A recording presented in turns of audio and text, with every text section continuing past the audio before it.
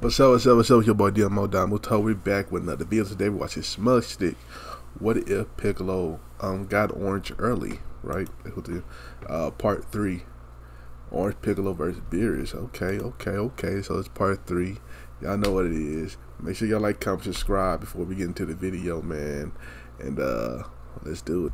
In 2 years since the defeat of Buu, Piccolo continues training Goten and Trunks. Their power has grown in incredible ways, alongside Gohan, who trains occasionally as well. Their power-up thanks to the old Kai has proven to be exactly what they needed. Now, any of them could have easily dealt with Dabura, and maybe even Buu. Gohan was more focused on school though. Vegeta and Goku didn't get their power unlocked, but they did train at the Kaioshin realm, as to not destroy anything. Goku also revealed to Goten and Trunks the Time Chamber, which helps them a lot. One day, while Goku and Vegeta battle at the Kaioshin realm, Shin interrupts them, as he is absolutely terrified. Lord Beerus, the god of destruction, had been awoken. Whis had told Beerus that not only did the Namekian who killed Frieza live on Earth, but so did many Saiyans who survived the destruction of planet Vegeta. Vegeta feels his heart sink. Beerus, he was a destructive monster that terrorized his father. He hadn't heard from him in many years. Was Earth in peril? This Goku doesn't know instant transmission, so Kaioshin teleports them to Earth. They appear at the lookout, where Gohan, Goten, and Trunks are training. The future versions, of course, since the present ones are still only 2 years old. Shin and Vegeta quickly warn Piccolo and the boys about the situation at hand. The lookout is gonna be a very dangerous place when they show up. Piccolo knows from the look in Shin's eyes that this is very serious. They can't anger him. According to Shin, food is the one thing he really loves. With Vegeta's help, they get Capsule Corp chefs to pack food in capsules so they can take it to Gansugi Heights, away from anyone Beerus could possibly hurt. However, as they were about to depart, with as much food as they could quickly make, the flash of light landed at Capsule Corp. Beerus had arrived. It was clear that the god of destruction was imposing, though his power couldn't be read correctly. Beerus is happy to be met with a banquet, though the food seemed to have been rushed. In an attempt to appease the god, Vegeta offered him better food if he was willing to wait. Prince Vegeta, what a surprise. I'm not here to eat, though I will take it. I'm looking for the Namekian who defeated Frieza. From the doors steps out Piccolo. Beerus smirks. Yes, this was the heavenly Namekian he dreamed of. Beerus said that he wanted to battle him. He had a dream of a Namekian that could rival his powers. Piccolo smirked. Yeah, that was him. He was sure he could take on the god of destruction. But Beerus wasn't about to let all this food go to waste. First, time to eat. Piccolo sat back and analyzed the god as he ate, and Gohan discussed the situation. They didn't want to anger him. Piccolo tells Gohan that although he is confident of his abilities, the power of the god of destruction was unreadable. He feared that this time, it wouldn't be enough. To give you perspective on Piccolo's power, when he first obtained Potential Unleashed, I imagined him around Super Saiyan 3 Goku level in the Buu arc, growing even further to nearly reach Ultimate Gohan at the point where Super Buu 13 was defeated. Of course, this is a whole 7 years prior to when Gohan would have unlocked that. He has grown above that in his Potential Unleashed state. All of the other heroes are slowly climbing their way up, as the gap isn't as crazy as it used to be. Since there is no one to challenge Piccolo, it's harder for him to grow stronger, at least until now. But Gohan's eyes widened as he watched his father approach Beerus. With a cheeky smirk, Goku challenged the god of destruction. Beerus couldn't believe the Dragon Balls on this man. Even while Beerus refused, Goku spins and throws a punch, only to be blocked. This, however, causes Beerus to spill his drink. Vegeta runs to Goku and tries to drag him away, and apologizes, but it's far too late. Beerus is angry, but willing to play with the Saiyan. Goku and Vegeta burst into Super Saiyan 2. Beerus easily avoids the various attacks by the Saiyans with a smirk. He did think they had great potential, but a Super Saiyan god wasn't what he was in the search of, at least not this time. What surprised Beerus was just how tactical they both were, with Goku actually taking advantage of the fact that Vegeta was fighting him to distract Beerus and land a punch. But Beerus responded by smashing his fist against Goku and sending him crashing into Capsule Corp, knocking him out. Goten and Trunks were also something else. It was clear that they had power that had been touched by the Kaioshin, and this interested Beerus. Maybe there was something beyond that, but with ease, he took care of them too. Gohan bursts out of anger, getting a small boost and striking Beerus, continuing the fight until the god of destruction smashed Gohan and Vegeta into each other. While this was happening, Piccolo was collecting his ki into his Potential Unleashed form. Beerus let Gohan go, as he turned around with a smirk. Finally, this was the challenge he was waiting for. Beerus and Piccolo clashed. The god of destruction was holding back heavily in order to see just how much Piccolo would grow. Piccolo's power kept increasing and increasing more and more, actually landing a few strikes on Beerus Beerus, but his power's evolution lessened to the point where Beerus was actually disappointed at how strong he was. It was strange, however, as Piccolo seemed to be inching himself towards something greater, but he could never get there, like a motorcycle which revs up but never runs. Piccolo was leading him away from the city and towards the wilderness. He was a master tactician as he used his environment and extending limbs to grapple Beerus and throw him about. Beerus was growing frustrated at this and resorted to exploding out his power with a barrage of blasts from everywhere. Piccolo tried to avoid them, but he was hit multiple times and sent to the ground. The God of Destruction landed before the Namekian, his hand glowing full of ki, threatening to destroy the world. Piccolo scoffs. He couldn't believe it. Ever since his power-up, he had been able to deal with nearly every enemy that came his way. Even Super Buu was a mild struggle. Now this God of Destruction was challenging him like never before. Piccolo looked to the side, apologizing for failing Earth. That's when Gohan throws himself over at Piccolo, his arms spread open. He wasn't going to allow Beerus to destroy the world. Goku and Vegeta landed, promising Beerus that they could get stronger, they could find the power he was searching for. Beerus mentions the Super Saiyan God he dreamt about, but dismisses it. He wasn't there for that, not this time. He wanted the Namekian. Orange, glowing in power. In his premonitions, he was completely different from what Piccolo is. Beerus compliments Piccolo on his power and technique, but says that his power is hollow, as if an entire part of his arsenal is missing. Was he holding back? If he was, then he would destroy Earth. Piccolo thought carefully. A whole part of his power missing. What did he mean by this? Well, Namekian, have you nothing more to show me? Is your planet doomed? Piccolo's heart began beating fast, when suddenly a flash of light appeared behind Piccolo. Whis cocks an eyebrow. Yes, his key indeed signified a god of Earth. Beerus narrowed his eyes. He already knew what was going on. Piccolo realized it too, as he stood by Kami. Kami explained to Beerus and the others that he sensed his time on Earth was done. He knows what power Piccolo is missing. He bows his head at the Lord. Piccolo asks if he's sure, but Kami has felt this coming a long time. He wished he could have gotten a bit more time to enjoy it, but he will get to experience more things through Piccolo. Beerus rolled his eyes. Could this be any more melodramatic? He told them to get on with it. Goku bid farewell to his old master, as Piccolo placed a hand on his chest. The light nearly blinded them all, as Kami disappeared and Piccolo took a deep breath. He felt a weight lifted off his shoulders like never before, as if he had found something he lost a long time ago. He felt stronger, better, faster. He felt whole. Piccolo thanked Kami under his breath, looking up at Beerus with piercing eyes. I am neither Piccolo nor Kami. A Namekian before you is the original lost son of Namek, sent here as a survivor. Is that so? Piccolo will do just fine. Shall we begin? Piccolo smirked, while the rest took steps back. The power they felt coming from him was incredible. Nothing like the Piccolo from before. Nigga got spawned in the motherfucking back. What the hell? I saw like it was on my screen. What the fuck? Nigga got spawned. What the fuck? That's funny.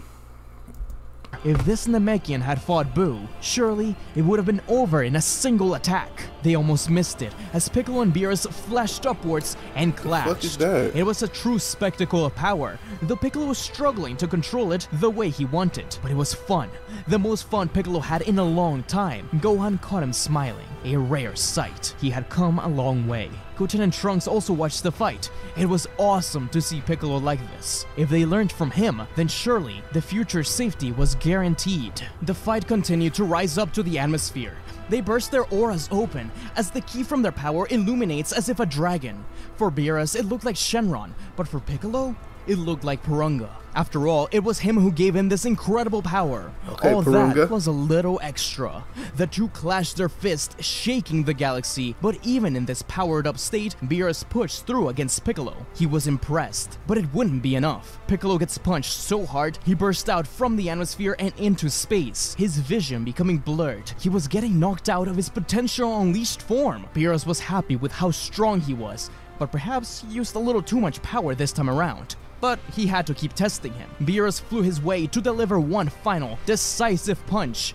Piccolo could only feel the stillness of the world. He sensed Gohan, Goten, Trunks, Goku, and Vegeta down on Earth. He knew they were cheering for him, but he also sensed Namek. No matter how far away it was, he felt Dende, Murray, the various villagers, the Ajiza tree, Porunga itself, but also something else. Something darker, and as if him reading Ki was sensed, a Namekian turned to face him, a large man. His surroundings were blurred, he couldn't make them out, but he could sense his immense power. The Namekian tried to reach out, and that's when Piccolo opened his eyes. From the earth below, an explosion was seen, the sign of the Ajiza tree making itself on Piccolo's back. Beerus was left in shock as his punch reached Piccolo, only to feel Piccolo throw a punch right back. The two were locked in together, but Piccolo's punch surprised Beerus too much. His power had increased so suddenly and at such potency that Beerus was actually punched away in a huge explosion. His face was now red and a single drop of blood dripped down.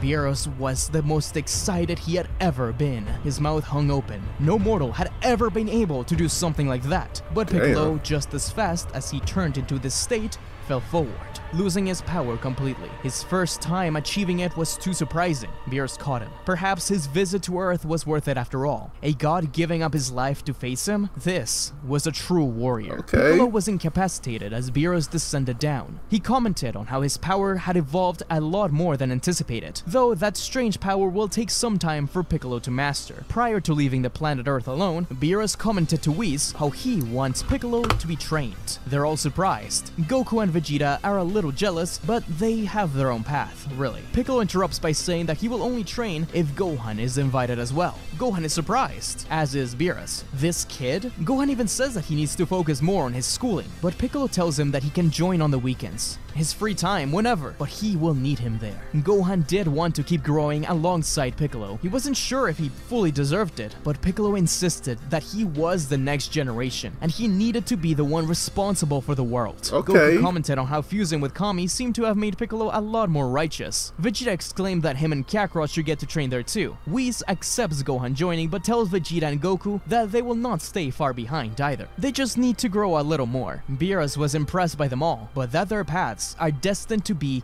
much different from one another. Vegeta scoffs, saying that he was happy that Kakarot and himself had nothing but themselves to rely on. They didn't have other halves to fuse with to get to that level. If his Namekian heritage helped him power up, then he was sure their Saiyan heritage would do the same. Gohan accepted, saying that he will need the training as he hadn't been doing as much. Piccolo also did promise to continue training Goten and Trunks, so they can go back to their time strong as they can be. Thus, Earth returned to a time of peace. Piccolo went up to Beerus' planet and began the arduous training, though he couldn't access that strange orange form completely, but he wanted to explore it. Gohan was further behind, and it was difficult for Whis to train them together. That's when Gohan remembered something Beerus said. He mentioned a Super Saiyan god. Beerus was already fast asleep, and nobody had any information on the subject. The only idea Gohan had was asking Shenron, but with Kami gone, what were they going to do? Not all hope was lost, as Goku had an idea. Earth wouldn't be Earth without the Dragon Balls, and they needed a new god. They can find a new one on planet Namek. They'll restore the Dragon Balls and ask Shenron. Gohan was a little nervous about it. Was he really deserving of a power like that? But Goku is glad to let him have it. It's just another goal for him to reach. Even so, Piccolo and Goku saw the conflict in his eyes. Gohan, I'm going to be gone one day, and it'll be up to you, Goten and Trunks, to protect the world. I just want to have good fights along the way. I'll catch up, but right now, you need that power, and we'll find it together. Piccolo smiled at the father-son duel as Shin teleported down from the Kaioshin realm, ready to take them to Namek. A new era was about to begin.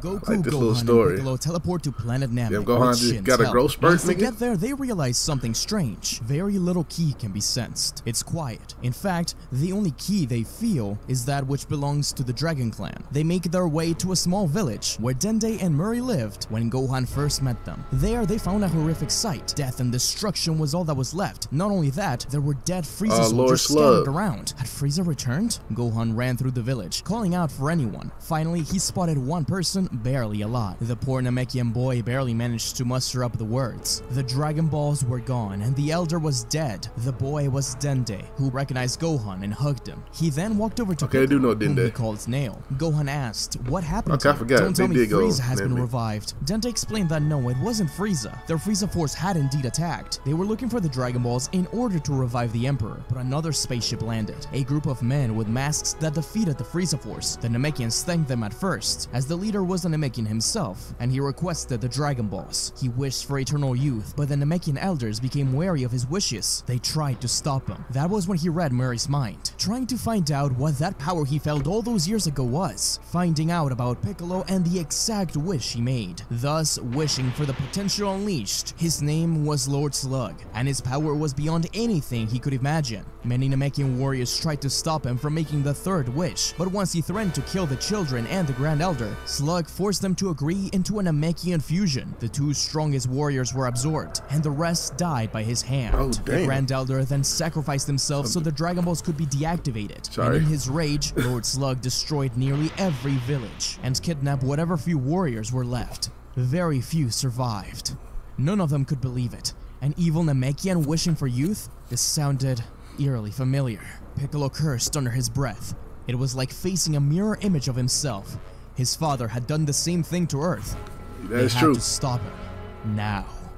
Gohan told them that they needed to gather their thoughts. His plan was to return to Earth and have Dende create a set of Dragon Balls in order to restore Namek. They would find him afterwards. Dende reluctantly agreed. Back home, the young Namekian created a new set of Dragon Balls, which could even grant 3 wishes, or 2 if they wanted to revive a large number of people. They used the first wish to revive everyone killed on Namek. They debated the second wish, and nearly dismissed Shenron. When Piccolo pushed Gohan, he remembered now. They asked Shenron what the Super Saiyan God was. Thus, the dragon explained the legend. Now that Gohan knew about it, there was no excuse not to obtain it. Goku kinda rolled his eyes at it. Having to rely on others for his own evolution just wasn't his style. But first, they needed to find out more about this slug person. Yeah. Gohan and Piccolo decide to investigate while Goku and the others gather their friends. If Slug has an army of powerful warriors like Dende warned, then they'll need their help. They went off to ask Beerus and Whis about it, but they haven't heard of anyone named Slug. This did make Whis, you Beerus got a whole wonder if staff. he'd gotten the right Namekian from his premonition. The duo decide to head over to planet Namek again, where Murray happily greeted them. He was so thankful that they saved them, but Piccolo couldn't guarantee their safety just yet.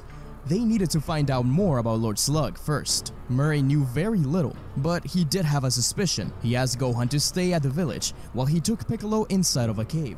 Piccolo took slow steps into the cave. It was dark, but Murray illuminated it with a single key ball at the top of his finger. When the light filled the room, Piccolo got a good look at a painting on the wall. Ancient carvings, no doubt from before the Namekian extinction of old. It was a shock to the system, so much so that Piccolo took a step back. To our human eyes, they may mean nothing, and even Piccolo wasn't sure What the why he fuck is felt this this? way, but he could see something in them. A giant Namekian warrior, alongside a winged creature. It was a dark premonition. Surely, Lord Slug and his men.